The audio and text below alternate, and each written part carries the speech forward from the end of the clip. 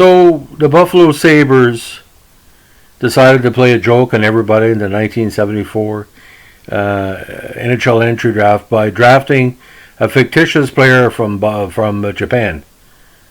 But here's the deal, ladies and gentlemen. Was it a joke on them or the NHL? Sure, he played a joke on Clarence Campbell and the rest of the executives of the league, but did he have the last pick in that round? No. They could have picked Dave Lumley or Stefan Pearson. Lumley won cups with Edmonton. Pearson won cups with the Islanders. You could have got a legacy player, but Buffalo wasted an opportunity, and in retrospect, the joke was on them. So today we're talking about the curious case of Taro Tujimoto. Now, Taro Tujimoto was a fictitious player who was selected by the Sabres 183rd overall in the 11th round of the 74 NHL entry draft. Now, the dickwad that did this is the same guy that drove Frank Mahovlich out of Toronto, Punch Imlach, who was the Sabres GM at the time. He was reportedly fed up with the slow drafting process via the telephone. Now, a process intended to keep draft picks secret from the rival WHA.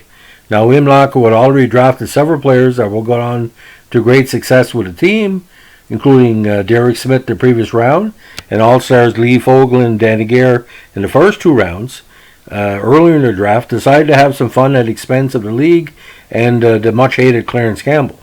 Now, he enlisted PR director Paul Whelan to create a fictional player. Now, Whelan wanted the player to be of Asian descent, and he knew instantly what the last name would be. As a college student driving Route 16 from Buffalo to St. Bonaventure, Whelan would regularly pass the Tujimoto store, and that name just stuck in his head.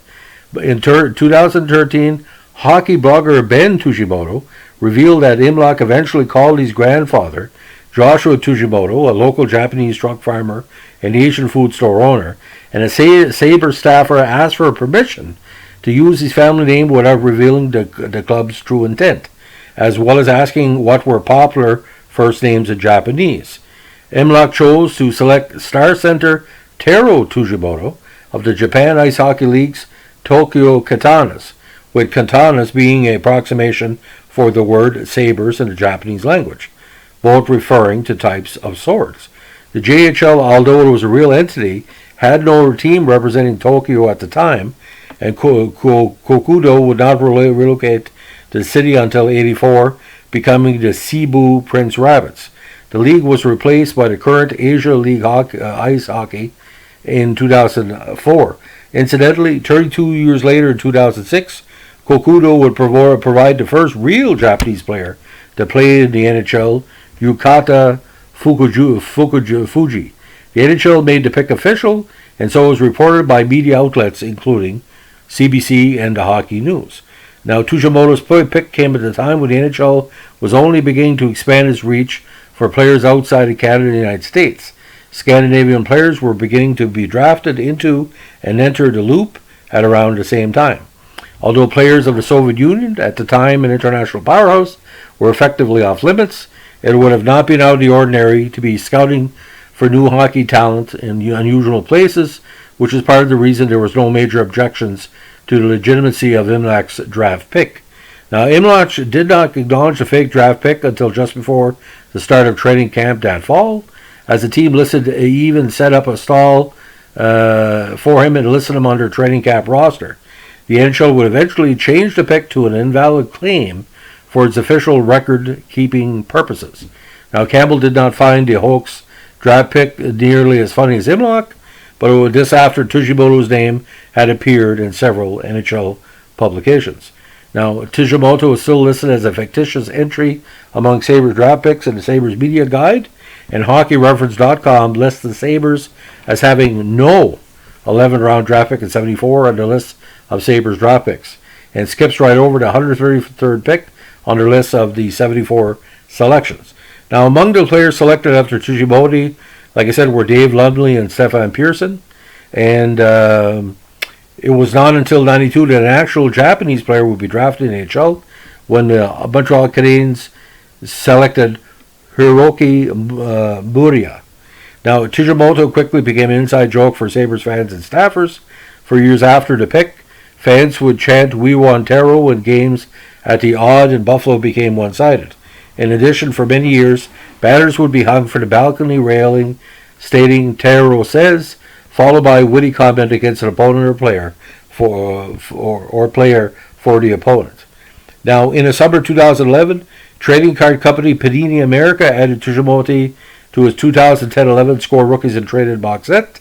The card used a picture of an unidentified Asian man playing hockey for a team wearing similar blue and gold colors to the Sabres.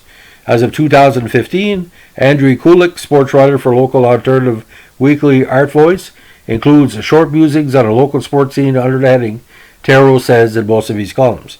Now, the franchise Hockey Manager series contains Taro in his database, and thus he exists as a real player in the game. In 2009, Whelan released the book "Taro Lives" about Tijimoto's creation. Now, fans can also purchase Sabres team jerseys with the name Tijimoto and the number 74. Now, in my opinion, every Sabre jersey that's not Perreault, Martin, or Robert should be burned, especially how the cheated Montreal in the 75 Stanley Cup and Jerry Desjardins could go to hell. That's how much I like the Sabres. So, fake or not, Punch Imlach basically could have took somebody. You know, how would you like it if you were waiting to be drafted like Dave Lumley and Stefan Pearson and see a fake person was drafted ahead of you? That's not very respectful. And by the way, ladies and gentlemen, Dave Lumley and Stefan Pearson drove the Sabres nuts. After that, anytime they would play against Buffalo, you know they were looking to run up the score points. That's very insulting.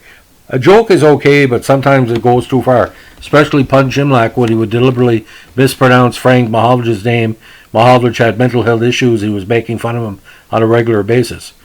Like I said, I know hockey's tough, but you don't have to be an asshole. Anyway, that's my opinion. Have a good day. Bye.